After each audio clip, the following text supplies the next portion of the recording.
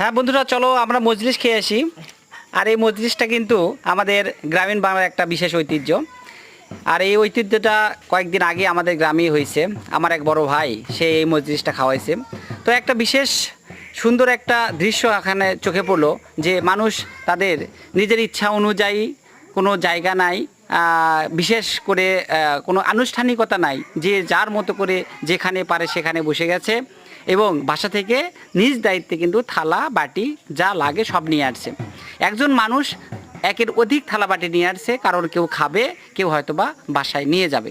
তবে আমি পুরো এরিয়াটা ঘুরে যেটা আমার কাছে মনে হলো, তার থেকে আর সে বড় একটা গুরুত্বপূর্ণ বিষয়, সেটা হচ্ছে যে সেখান থেকে যে খাবার নেওয়ার জন্য যে থালাটা সার্ভ করা হয়েছে সেটা একটা পলিথিনের।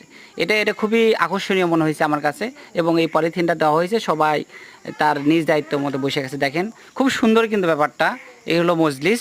তো এখানে মানুষ দেখেন সবাই কিন্তু অলরেডি ভাত দিয়েছে।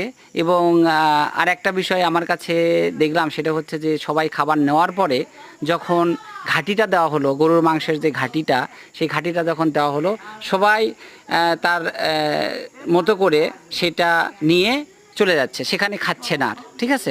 তো এক ধরনের সাবলীলতা আছে, যে সবাই সবার মতো করে বসে গেছে এবং কোনো রকম আনুষ্ঠানিকতা নাই। হ্যাঁ, একদম কি বলা যায়, একটা পরিবেশ। কিন্তু ব্যাপারটা হচ্ছে সবাই না খেয়ে যখন পলিথিনে করে নিয়ে কিংবা তাদের বাসন কোসনে করে নিয়ে চলে যাচ্ছিল, তখন আমার কাছে বিষয়টা কেমন লাগলো। আমি আসলে মানে খাবার যে একটা স্থিরতা, এই স্থিরতা কিন্তু আমি খুঁজে পাই নাই। তো আসলে তারা মনে হয় এই ব্যাপারগুলোর মধ্যেই তারা তাদের শান্তিটা খুঁজে পায়। আর মজলিস মনে হয় আসলে এইরকমই হয়। এই জন্য শহর এবং গ্রামের মধ্যে যে একটা পার্থক্য, এই পার্থক্য কিন্তু আমরা এই মজলিসের মধ্যে খুঁজে পাই। হ্যাঁ, আমাদের কিন্তু অনেক এখানে আমাদের যাদেরকে দাওয়াত করা হয়েছিল, এই দাওয়াতের মানুষগুলো কিন্তু অনেক এখানে আসছে। তো যাই হোক, সবাই এসে দাওয়াত গ্রহণ করলো, দেখে আমার খুব ভালো লাগছে।